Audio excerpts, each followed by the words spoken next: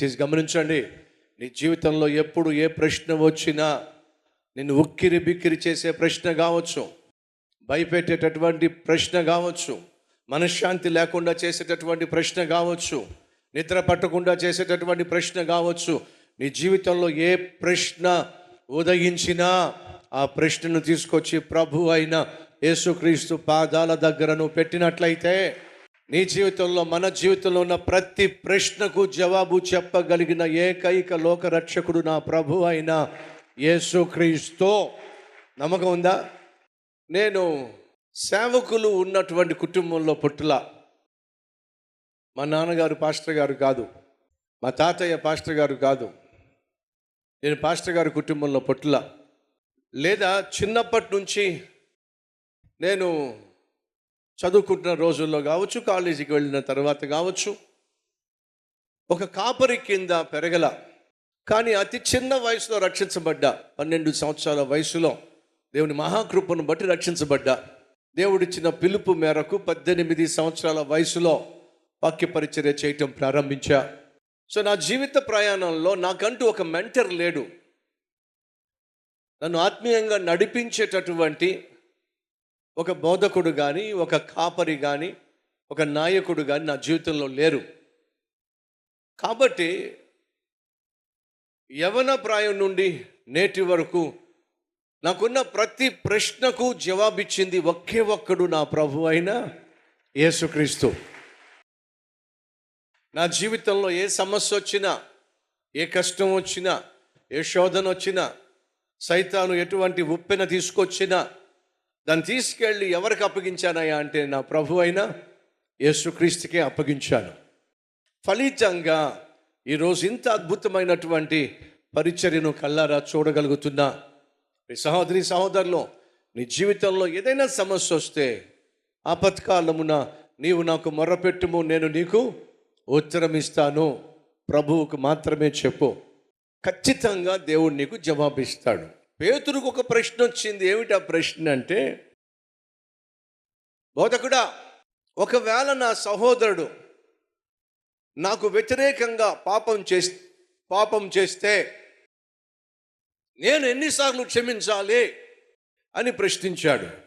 ఈ ప్రశ్నను జాగ్రత్తగా పరిశీలన చేస్తే గర్వంతో కూడిన ప్రశ్న. ఏమిటిది? గర్వంతో కూడిన ప్రశ్న.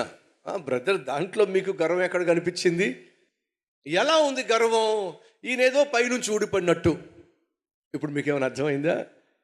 పేతురు గారు పైనుంచి ఊడిపడినట్టు, ఈయన ఎప్పుడు ఏ తప్పు చేయనట్టు. ఒకవేళ సహోదరుడు నాకు వ్యతిరేకంగా తప్పు చేసినట్లయితే అన్నాడు కదా, ఎందుకు రివర్స్గా అనకూడదు? ప్రభువా, ఒకవేళ నేను గనుక నా సహోదరునికి వ్యతిరేకంగా తప్పులు చేసినట్లయితే ఎన్నిసార్లు నా సహోదరుడు క్షమించాలి అడగచ్చుగా. నేను ఎప్పుడు తప్పు చేయాలి? నేను ఎందుకు తప్పు చేస్తాను? ఎలా కనిపిస్తున్నాను నేను మీకు? దీన్ని ఏమంటారు చెప్పండి? గర్వం. 2, ప్రభువా, నా సహోదరుడు ఒకవేళ నాకు వ్యతిరేకంగా తప్పు చేసినట్లయితే ఎన్నిసార్లు నేను క్షమించాలి అని ప్రశ్నిస్తూ యేసుక్రీస్తును ప్రశ్నిస్తున్నాడు. మరి యేసయ్యను జవాబు చెప్పనివ్వాలి కదా. తను యేసయ్యను ప్రశ్నిస్తూ జవాబు కూడా తానే చెప్పేస్తున్నాడు. చాలా తెలివైనవాడు. ఎవరికంటే తెలివైనవాడు? యేసయ్య కంటే తెలివైనవాడు. కొంతమంది అతి తెలివి, మనల్ని ప్రశ్నిస్తారు, మనం జవాబు చెప్పే లోపటే వాళ్ళే జవాబు చెప్పేస్తారు. మరి ఎందుకు ప్రశ్నించినట్టు? అతి తెలివి. వినో, ప్రభు నిన్ను క్షమించిన కారణం తెలుసా? యోగ్యుడు అనా? నీతిమంతుడు అనా? పైనుంచి ఊడిపడ్డావనా? కాదే. నువ్వు చస్తే నరకానికి పోతావని చెప్పి, నువ్వు నరకం పోవడానికి ఇష్టం లేక నువ్వు నేను చేసిన పాపముల ప్రాయశ్చిత్తంగా తన ప్రాణాన్ని ఇచ్చేశాడు. ప్రశ్న, ఎంత పున్నాడు?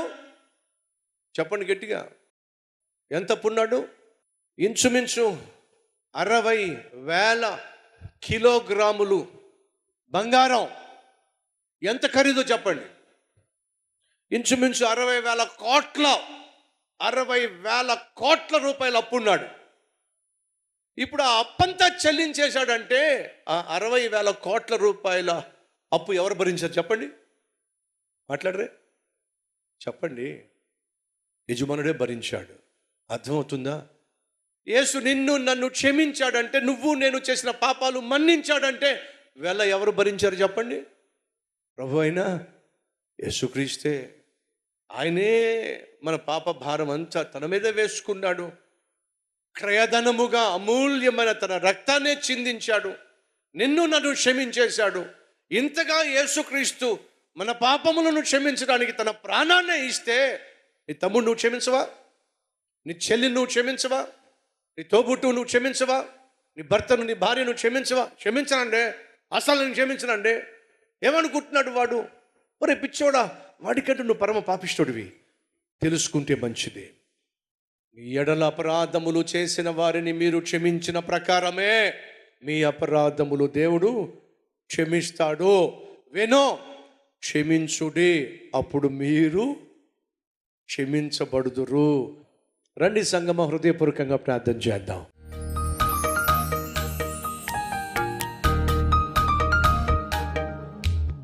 మహాపరిశుద్ధుడవైన మా ప్రియ పరలోకపు తండ్రి, మాతో మాట్లాడావయ్యా.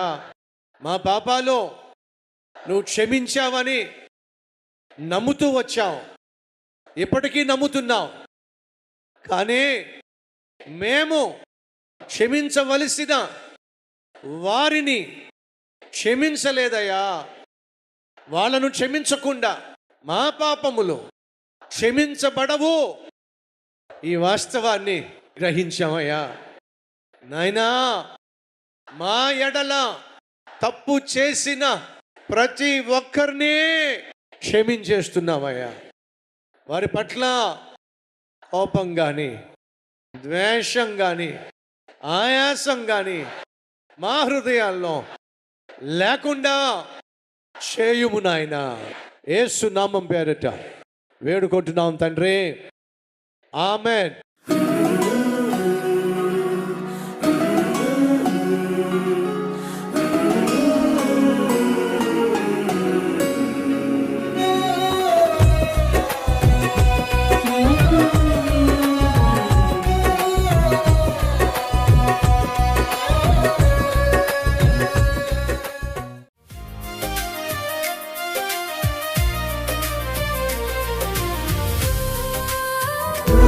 డైలీ డివోషన్ మీకు ఆశీర్వాదకరంగా ఉంటే 10 మందికి షేర్ చేయండి, లైక్ చేయండి, ఒక కామెంట్ పెట్టండి. దేవుడు మీకు తోడై ఉండను గాక. షలోమ్.